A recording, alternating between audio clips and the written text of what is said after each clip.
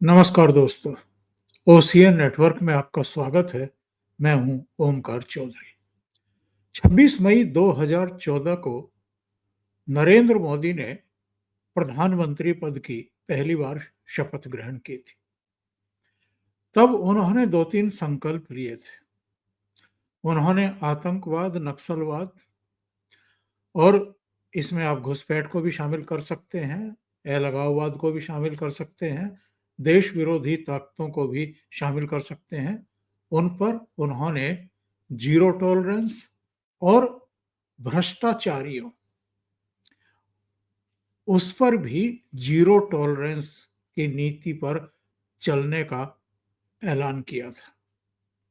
वो अपने भाषणों में जो ये वंशवाद है, इसको धीरे धीरे खत्म करने या न्यूनतम कर देने, और चूंकि इसी के चलते पॉलिटिकल पार्टियों में लोकतंत्र पनप नहीं पाता है, बल्कि भ्रष्टाचार जो है वो सिर चढ़ करके बोलता है, तो इनके खिलाफ भी एक सतत मुहिम की बात कही थी। और 2014 से ही हम देख रहे हैं कि वो लगातार इन चीजों पर प्रहार कर रहे हैं। आतंकवाद को लगभग समेट दिया है, लेकिन फिर भी सीमा पार से कुछ गुस्ताखियां होती हैं। नक्सलवाद के लिए तो डेडलाइन तय कर दी गई है। मार्च 2026 तक उन्होंने संकल्प लिया है, अमित शाह ने संकल्प लिया है कि देश से नक्सलवाद की विदाई हो जाएगी, इसका खात्मा हो जाएगा। भ्रष्टाचार के मोर्चे पर मैं आपको बहुत सारे नाम गिना सकता हूं जो ऊंचे पदों पर बैठे थे, जो अहम पार्टियों के हिस्से रहे और जो अपनी टॉप लीडरशिप की नाक का बाल रहे और आंखों के सितारे रहे। ऐसे लोगों को गिरफ्तार किया गया।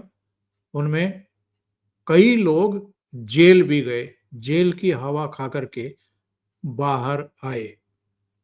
इन नामों में कुछ का जिक्र मैं शुरू में ही कर देता हूं। दिल्ली के मुख्यमंत्री अरविंद केजरीवाल शराब घोटाला मामले में गिरफ्तार भी किए गए, जेल भी भेजे गए। उनके deputy chief minister Manish Sisodia गिरफ्तार किए गए, जेल भेजे गए। सत्येंद्र जैन मनी लॉन्ड्रिंग के केस में उन्हीं के मंत्री, ये भी गिरफ्तार किए गए, जेल भेजे गए। और आम आदमी पार्टी से ही जुड़े हुए अमानतुल्लाह खान, इसके अलावा सोमनाथ भारती, इसके अलावा प्रकाश जारवाल, कुलदीप कुमार, अखिलेश त्रिपाठी, दिनेश मोहनिया, इनके कई एमएलए जिनमें संजीव झा, महेंद्र यादव, मनोज कुमार, जर्नैल सिंह, राखी बिड़ला, इन पर भी कार्रवाइयां हुई। और इसके अलावा जिन अलग अलग पॉलिटिकल पार्टियों के नेताओं पर कार्रवाई हुई, उनमें ममता बनर्जी के करीबी रहे पार्थ चटर्जी, अनुव्रत मंडल, जाकिर हुसैन, मदन मित्रा, ये मंत्री थे या अहम पदों पर थे। भ्रष्टाचार के गंभीर आरोपों में ये अंदर गए। महाराष्ट्र में जब उद्धव ठाकरे की सरकार थी, तो नवाब मलिक और अनिल देशमुख, इसके अलावा संजय राउत, तीनों गिरफ्तार हुए और जेल भेजे गए। अगर मैं कुछ और नाम आपके सामने रखूं तो आपको तुरंत याद आ जाएगा। लालू यादव चारा घोटाले में गिरफ्तार किए गए, मुख्यमंत्री थे। जब उनकी गिरफ्तारी की नौबत आई, इस्तीफा देकर के अपनी पत्नी राबड़ी देवी को वो मुख्यमंत्री बना करके जेल चले गए। जयललिता भी मुख्यमंत्री थी, जब गिरफ्तार की गई, मजबूरी में उन्हें मुख्यमंत्री पद छोड़ना पड़ा, अपने एक साथी को मुख्यमंत्री बनाना पड़ा। ओम प्रकाश चौटाला जो हरियाणा के मुख्यमंत्री रहे।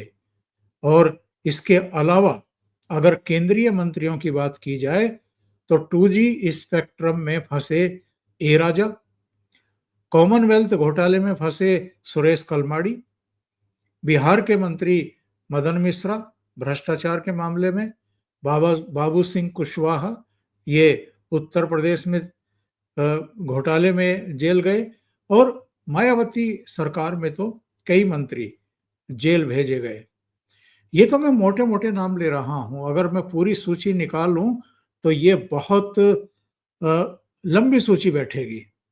अलग अलग दलों से रिलेटेड, अलग अलग सरकारों से रिलेटेड मंत्री और नेता, और यहां तक के मुख्यमंत्री, पूर्व मुख्यमंत्री, वो जेल भेजे गए।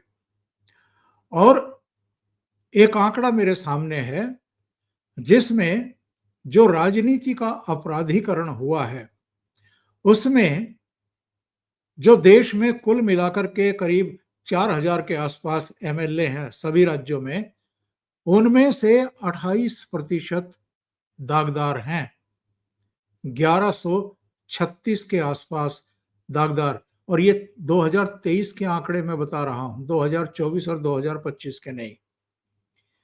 और इनमें से 798 एमएलए के खिलाफ संगीन धाराओं में मामले दर्ज थे, हत्या, हत्या की कोशिश, अपहरण और महिलाओं के खिलाफ अपराध।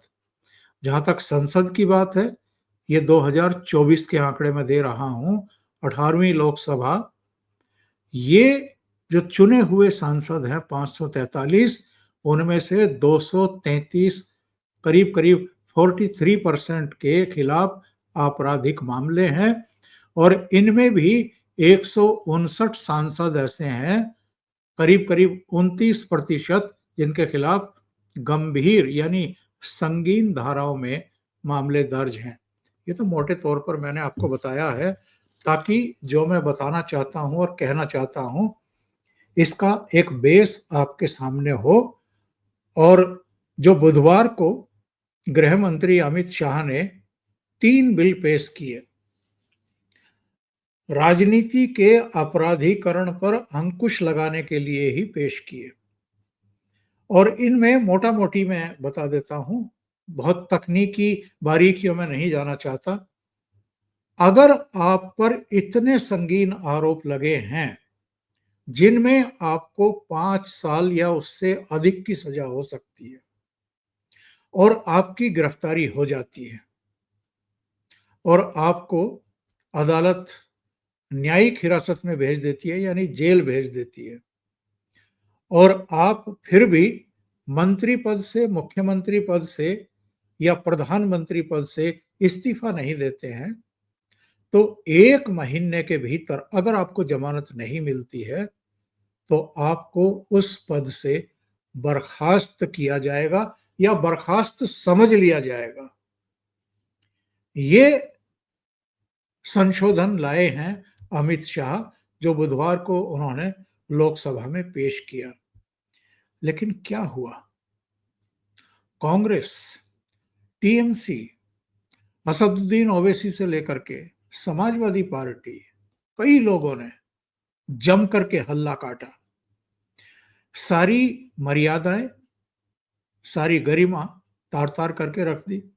उस बिल की प्रतियां फाड़ फाड़ करके, उनके गोले बना बना करके गृह मंत्री अमित शाह के ऊपर उछाले गए। केसी वेणुगोपाल कह रहे थे कि जब ये गुजरात के गृह मंत्री थे और नरेंद्र मोदी मुख्यमंत्री थे तो इनको गिरफ्तार किया गया था और इन्होंने इस्तीफा नहीं दिया था। अमित शाह को खड़े होकर के उन्हें दुरुस्त करना पड़ा। उन्होंने कहा कि वो पूरी तरीके से जानबूझ करके उनको फंसाने की चेष्टा की गई थी। सीबीआई को जांच दी गई थी, सीबीआई ने उनको गिरफ्तार किया था, लेकिन गिरफ्तारी से पहले ही उन्होंने गृह मंत्री के पद से इस्तीफा दे दिया था और वो तब तक उस पद पर वापस नहीं लौटे थे जब तक कि उन्हें अदालत ने बरी नहीं कर दिया, ससम्मान रिहा करने के आदेश जारी नहीं कर दिए। क्यों हंगामे करते हैं? क्यों बचाने की कोशिश करते हैं अपराधियों को? जब अरविंद केजरीवाल गिरफ्तार किए गए, जब मनीष सिसोदिया गिरफ्तार किए गए, जब नवाब मलिक, जब अनिल देशमुख, जब संजय राउत, अनुव्रत मंडल, पार्थ चटर्जी, जितने भी गिरफ्तारियां हुई, उन पर कितना हल्ला मचाया गया, कितना बवाल किया गया और कहा गया कि राजनीतिक बदले की भावना से ये सब किया जा रहा है। इन सब के खिलाफ सॉलिड प्रूफ अदालतों में पेश किए थे एजेंसियों ने और ये अदालत का फैसला था कि उनको जमानत ना दी जाए, उनको न्यायिक हिरासत में यानी जेल भेजा जाए और इनमें से कई 1 साल, कई 6 साढ़े 6 महीने, कुछ साढ़े 5 महीने, अरविंद केजरीवाल साढ़े 5 महीने तिहाड़ जेल में रहे, लेकिन मुख्यमंत्री बने रहे। इसी तरीके से नवाब मलिक मंत्री बने रहे, जेल में रहते हुए। एक तमिलनाडु के मंत्री थे, उनको गिरफ्तार किया गया था, वो भी कई महीने जेल में रहे और मंत्री बने रहे। जब अदालतों के सामने ये बात लाई गई, तो अदालतों ने कहा कि हमारे तो हाथ बंधे हुए हैं, हम इसमें कुछ नहीं कर सकते, क्योंकि संविधान में ऐसा कोई प्रावधान नहीं है कि उनको मुख्यमंत्री पद से या मंत्री पद से सुप्रीम कोर्ट हटाने के आदेश जारी करे। ये एक बहुत बड़ी लूपहोल थी और तब ये बात समझ में आई कि जिन्होंने संविधान की रचना की, उनकी उनके संज्ञान में ही ये बात नहीं थी, उनके ख्यालों में भी ये बात नहीं आई कभी कि कोई इस तरीके से मंत्री पद पर रहते हुए गिरफ्तार किया जाएगा और वो बेशर्मी के साथ अपने पद पर फिर भी बना रहेगा, जेल में भी बना रहेगा और मंत्री या मुख्यमंत्री बना रहेगा। ये जो संविधान में खामियां रही थी, इनका फायदा उठाते हुए अरविंद केजरीवाल 5.5 महीने तक मुख्यमंत्री बने रहे और जेल में रहे। तभी गृह मंत्री ने ये संकेत दिए थे कि आने वाले समय में ये जो गड़बड़ी है, ये जो कमी है, इसको पूरा किया जाएगा। इसलिए बुधवार को ये 3 कानून लाए गए, केंद्र सरकार के लिए, ये राज्यों की सरकारों के लिए और केंद्र के अधीन जो केंद्र शासित प्रदेश हैं उनके लिए। और हंगामा इतना जबरदस्त, अमित शाह कह रहे थे कि मैं इनको जेपीसी को भेज रहा हूं। वहां दोनों सदनों के जो सदस्य हैं अलग अलग दलों के, वो इस पर विचार विमर्श करेंगे। जो भी कानून में जो प्रावधान किए गए, जो प्रस्ताव रखे गए हैं, उनमें जो भी आपत्तियां होंगी, जो भी सुझाव होंगे, उसके हिसाब से संशोधन किए जाएंगे और फिर उसको आगे जब फाइनल हो जाएगा, जेपीसी से मोहर लग जाएगी, तब उसको सदन में दोबारा पेश करके पारित किया जाएगा, चर्चा कराई जाएगी। लेकिन इसके बावजूद जम करके हंगामा हुआ और ये जो हंगामा हो रहा है, ये केवल मात्र इसलिए नहीं हो रहा है कि भ्रष्टाचारियों को कैसे बचाया जाए या जो पदों पर बैठे हुए लोग पद का दुरुपयोग करते हैं, जनता का पैसा लूटते हैं, देश का पैसा लूटते हैं, उनको कैसे बचाया जाए। बल्कि इनको लगता है कि इस कानून के बनने के बाद जो इन लोगों के सपने हैं कि भ्रष्टाचार भी करो जम करके, लाखों करोड़ों अरबों रुपए बनाओ, इसके बाद गिरफ्तार हो गए तो क्या दिक्कत है, वकीलों की फौज खड़ी करो। क्या हुआ जो 2 4 5 10 महीने जेल में भी जाना पड़े, बाहर तो आना ही है, जमानत तो कभी ना कभी मिलनी ही है। उसके बाद जो गवाह हैं या जो दस्तावेज हैं उनको डिस्टर्ब करो, किसी तरीके से मैनेज करो और उसके बाद फिर वो जो करोड़ों अरबों रुपया कमाया है वो अपनी अंटी में डालो, अपनी पुश्तों के लिए रखो। ये भ्रष्टाचार पर जो चोट करने की एक कोशिश है, मोदी सरकार की, ये उसको पंचर करना चाहते थे। लेकिन सरकार ऐसा लगता है कि एडामेंट है इस कानून को पारित। और मेरा कहना ये है कि ये कोई पहली बार नहीं है जब मोदी सरकार के खिलाफ इन लोगों ने मोर्चे खोले हैं। 2014 में नरेंद्र मोदी प्रधानमंत्री बने और इन्होंने 2015 से ही उनके खिलाफ मुहिम शुरू करवा दी थी। याद करिए, असहिष्णुता, जिसमें जो कांग्रेस और वामपंथी दलों की मिलीजुली सरकारों के उपकृत थे, पदों के द्वारा भी और वैसे भी, उन्होंने अवार्ड वापसी की एक मुहिम चलाई थी मोदी सरकार के खिलाफ, इनको बदनाम करने के लिए। और ये आरोप लगाए गए थे कि बड़ा असहिष्णु वातावरण हो गया है, लोग एक दूसरे को बर्दाश्त नहीं कर पा रहे हैं। और 2016 में नोटबंदी जब की गई थी, तो ये आरोप लगा करके मोदी सरकार को बदनाम करने की कोशिश की गई कि इससे अडानी को फायदा पहुंचाने की कोशिश की जा रही है। नोटबंदी से किसी एक उद्योगपति को कैसे फायदा पहुंचाने की कोशिश की जाती है, मेरे जैसे आदमी की समझ में तो आज तक नहीं आया। फिर 2017 में सर्जिकल स्ट्राइक के सबूत मांगे गए।